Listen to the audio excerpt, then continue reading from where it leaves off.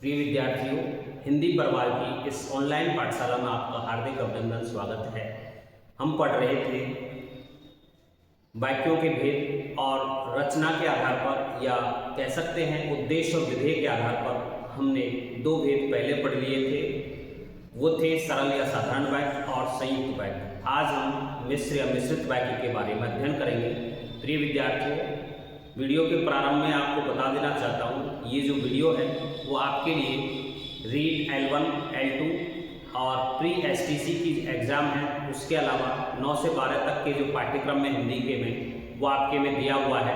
तो ये जो प्रकरण है काफ़ी महत्वपूर्ण है। आप अच्छी तरह से इसको पढ़ें, समझें और पहचान को आप अपनी दृष्टि में रखें कि किस प्रकार से मिश्र या मिश्रित वाक्य को पहचान सकते हैं। तो देखिए विद्यार्थियों, कहा गया है इसमें कि जिन वाक्यों में एक मुख्य या प्रधान वाक्य हो और अन्य आश्रित उपवाक्य हो, दो चीज़ें आपको देखनी है मिश्र या मिश्रित वाक्य में। एक तो प्रधान उपवाक्य होगा और एक होगा आश्रित उपवाक्य या अधिक आश्रित उपवाक्य हो सकते हैं। अर्थात जहाँ जिस वाक्य में एक मुख्य या प्रधान उपवाक्य हो और अन्य आश्रित उपवाक्य हो, उन्हें हम कहते हैं मिश्र वाक्य या मिश्रित वाक्य। तो उसमें दो स्थितियां होनी चाहिए, एक तो प्रधान उपवाक्य होना चाहिए और उसके आश्रित अन्य उपवाक्य होने चाहिए। दो स्थितियां इसमें रहती हैं। विद्यार्थियों की एक महत्वपूर्ण शब्दावली भी इसमें है कि इन वाक्यों में एक से अधिक समापिका क्रियाएं होती हैं। विद्यार्थियों, समापिका क्रियाएं उन्हें कहते हैं जो वाक्य के अंत में आती हैं और किसी वाक्य को समाप्त करने का काम करती है। तो यहाँ समापिकाएं क्रियाएं होती हैं, एक से अधिक हो सकती हैं, इसकी पहचान है। सीधा सीधा आपके प्रश्न पत्र में आ सकता है कि मिश्र वाक्य निम्नलिखित में से कौन सी विशेषता नहीं है या है। तो आपको ध्यान रखना है, एक मुख्य या प्रधान उपवाक्य होता है और अन्य आश्रित उपवाक्य होते हैं। इसके अलावा एक से अधिक समापिका क्रियाएं भी होती हैं। आगे देखते हैं विद्यार्थियों, मिश्र वाक्य और उपवाक्यों को जोड़ने के लिए विभिन्न योजकों का प्रयोग किया जाता है, जिन्हें कि समुच्चय बोधक अव्यय कहते हैं। विद्यार्थी ध्यान रखें, आपको समुच्चय बोधक अव्यय में कौन कौन से काम आते हैं जिन्हें मिश्र वाक्य बनाने में काम आते हैं। क्योंकि, क्योंकि, जब, तब, अर्थात, यदि, तो, ताकि, कदापि, इसलिए, क्योंकि। इस प्रकार से ये आपके मिश्र वाक्यों को जोड़ने के योजक हैं। मिश्र वाक्य और उपवाक्यों को जोड़ने के जो योजक हैं इस प्रकार से होते हैं। एक उदाहरण के द्वारा समझाया गया है मिश्र वाक्य को। वे मेरे घर आएंगे क्योंकि उन्हें अजमेर घूमना है। विद्यार्थियों, वाक्य लंबा है क्योंकि यह है मिश्र वाक्य है, दो वाक्यों से मिलकर के बनाए, दो उपवाक्यों से मिलकर के बनाए। विद्यार्थियों, सबसे पहले आपको ये समझना है कि उपवाक्य क्या है। तो इसमें है कि वाक्य की जो छोटी इकाई होती है वो उपवाक्य यानी कि वाक्य का एक भाग होता है। तो यहाँ वे मेरे घर आएंगे क्योंकि उन्हें अजमेर घूमना है, यहाँ योजक के रूप में क्योंकि लगा हुआ है और जो क्योंकि है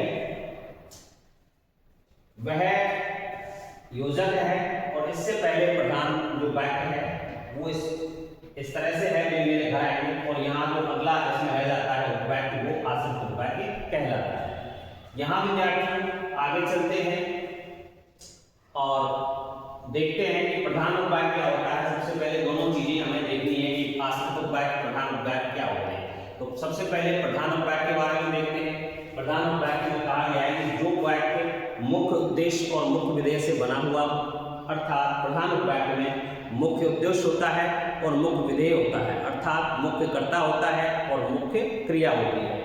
तो यहाँ इन दोनों चीजों से मुख्य उद्देश्य और मुख्य विधेय से बना हुआ वाक्य जो होता है वह प्रधान उपवाक्य होता है। इसके जो दूसरा भाग है आश्रित उपवाक्य, उसे देखते हैं कि आश्रित उपवाक्य आखिर है क्या। तो यहाँ जो वाक्य प्रधान उपवाक्य आश्रित रहता है, आश्रित से आप शाब्दिक अर्थ समझ रहे हो, जो दूसरे के कारण होता है, अर्थात जिसका कोई और आश्रित जिसके में रहता है वो शरण में रहता है, अर्थात कह सकते हैं। तो जो वाक्य प्रधान उपवाक्य आश्रित रहता है उसे आश्रित उपवाक्य कहते हैं। यहाँ विद्यार्थियों आपको देखने हैं, डायरेक्ट प्रश्न आ सकता है कि आश्रित उपवाक्य भेद होते हैं। तो आपको ये ध्यान रखने हैं, आश्रित उपवाक्य तीन भेद होते हैं। तो पहला है संज्ञा आश्रित उपवाक्य, दूसरा है विशेषण उपवाक्य और तीसरा है क्रिया विशेषण उपवाक्य। तो ये संज्ञा आश्रित उपवाक्य, विशेषण आश्रित उपवाक्य और क्रिया विशेषण आश्रित उपवाक्य इस प्रकार से होते हैं। देखिए इनकी भी पहचान आपको ध्यान रखनी है। और संज्ञा आश्रित उपवाक्य होता है, इसमें किसी वाक्य में संज्ञा की तरह काम करता है। संज्ञा आश्रित का मतलब ये हुआ, ये जो वाक्य होता है वो किसी भी वाक्य में संज्ञा की तरह काम करता है। पहचान करेंगे कि इसमें डायरेक्ट ये पूछ लिया जाए भेदों के अंतर्गत कि इसमें आश्रित वाक्य तो है, लेकिन कौन सा है, संज्ञा आश्रित है कि विशेषण आश्रित है कि क्रिया विशेषण आश्रित है। तो यहाँ पहचान भी है इसकी विद्यार्थियों। संज्ञा आश्रित जो वाक्य होते हैं वो की से जुड़ते हैं। ये जो योजक है की से जुड़े हुए होते हैं और की से जुड़कर बनने वाले वाक्य संज्ञा आश्रित वाक्य होते हैं। यहाँ देखना यह है कि जो की से ये योजक से जुड़ेगा तो इससे पहले वाला जो है वो प्रधान वाक्य होगा, तो इसके बाद वाला होगा आश्रित उपवाक्य। यहाँ उदाहरण के द्वारा समझा जा सकता है कि मोहन ने कहा कि आज भारत जीतेगा। ये यहाँ पर योजक समुच्चयबोधक अव्यय के द्वारा जुड़ा हुआ है। दो वाक्य है इसमें, इससे पहले वाला क्या होगा, इससे पहले वाला प्रधान वाक्य होगा और उसके बाद में आने वाला जो आश्रित वाक्य होगा। एक स्थिति ये भी आती है की के अलावा, योजक के अलावा कभी कभी की नहीं आता है तो की के स्थान पर यह भी आ जाता है। यह शब्द भी आ जाता है योजक के रूप में। सदा सच बोलो यह गांधी जी ने कहा, सदा सच बोलो यह गांधी जी ने कहा।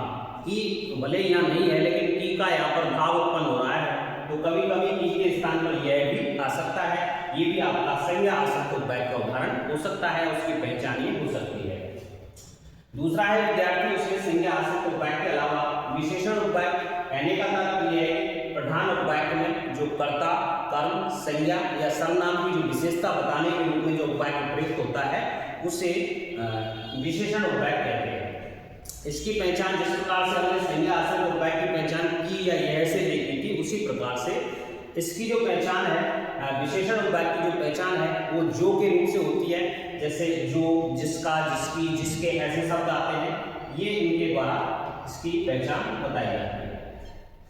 यहाँ कई उदाहरण दिए जा सकते हैं इसमें। यह वही लड़का है जो कल आया था। यहाँ पर जो शब्द से जुड़ रहा है तो यहाँ पर विशेषण आश्रित वाक्य होगा। अगला उदाहरण दे सकते हैं, यह वही कार है जो जिसे मैं चलाता था। तो यहाँ जो आया, जिसे आया योजक के रूप में, जिसे मैं चलाता था। यह वही लड़की है जिसका भाई भरतपुर में रहता है। जिसका आ गया इसमें, ये लड़के वे ही हैं जिन्होंने चोरी की है। तो जिन्होंने जो के रूप में आपके लिए जो है, जिसे है, जिसका, जिसकी, जिन्होंने, यानी कि जो के रूप यहाँ पर आने चाहिए। तो यहाँ पर जो के रूप पहचान के रूप में है, विशेषण वाक्य का ये काम करते हैं। तीसरा भेद देखते हैं विद्यार्थी, उसका क्रिया विशेषण आधारित, यानी कि क्रिया विशेषण आश्रित जो वाक्य होता है, जो प्रधान वाक्य की क्रिया की विशेषता बताए। जो प्रधान वाक्य में जो क्रिया होती है उसकी, क्योंकि आप जानते हैं क्रिया विशेषण काम क्या करता है, क्रिया की विशेषता बताता है।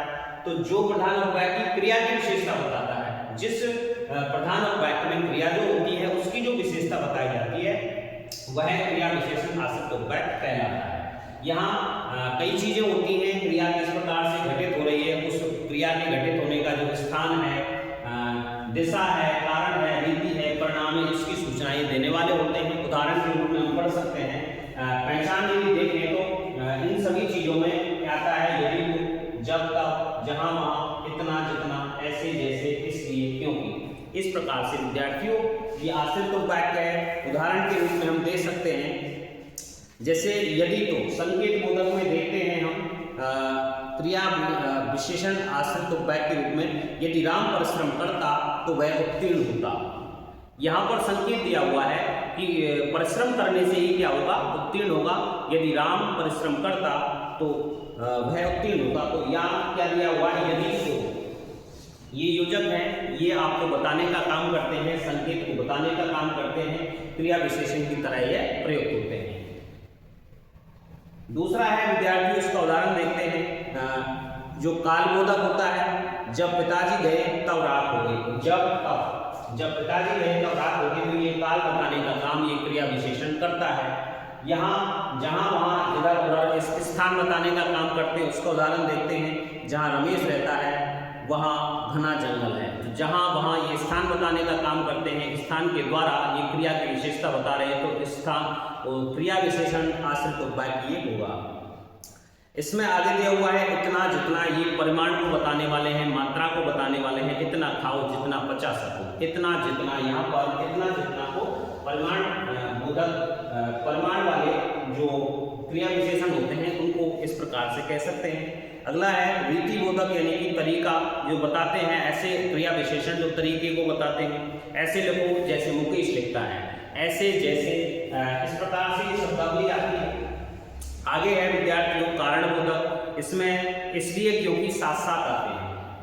देखिए, इसलिए क्योंकि इसमें साथ आते हैं, वह इसलिए विद्यालय नहीं गया क्योंकि वह बीमार है, तो इसलिए क्योंकि इसमें साथ साथ आते हैं। विद्यार्थियों, यहाँ पर एक चीज आपको अंत में ये भी ध्यान रखनी है कि जब इसलिए अकेला आता है तो वहां पर संयुक्त वाक्य होता है, क्योंकि हमने संयुक्त वाक्य में इसलिए योजक चिन्ह को पढ़ा था। यदि इसलिए के साथ क्योंकि आता है तो ये दोनों मिलकर के मिश्र वाक्य की पहचान बन जाते हैं। तो प्रिय विद्यार्थियों, यहाँ पर मिश्रित वाक्यों के बारे में प्रधान उपवाक्य क्या होता है, आश्रित उपवाक्य क्या होता है। आश्रित उपवाक्य के 3 भेद होते हैं, संज्ञा आश्रित, विशेषण आश्रित और क्रिया विशेषण आश्रित। तो विद्यार्थियों, अगले वीडियो के साथ पुनः मिलते हैं और आप अपनी तैयारी को जारी रखें। आपके साथ मेरी शुभकामनाएं हैं, इसलिए आप अच्छी तैयारी करते रहें। हिंदी के संबंध में आपको मेरा विश्वास मैं आपको दिलाना चाहता हूं कि जितना भी आपका उस रीड के पाठ्यक्रम में हिंदी का जो पाठ्यक्रम है उसमें आपको काफ़ी मदद मिलने वाली है इन चीज़ों से। और कक्षा 9 से 12 वाले विद्यार्थियों के बारे में मैं कहना चाहता हूं उनके लिए कि आप अपनी स्थिति को, व्याकरणिक जो स्थिति है आपके पाठ्यक्रम में, जो हिंदी का पाठ्यक्रम दिया हुआ है उसमें प्रकरण जो भी दिए हुए हैं उनको आप इसे तैयार करते रहें, ताकि आपकी जो हिंदी है वो मजबूत हो सके। इन्हीं शुभकामनाओं के साथ पुनः मिलते हैं अगले वीडियो के साथ, तब तक के लिए धन्यवाद।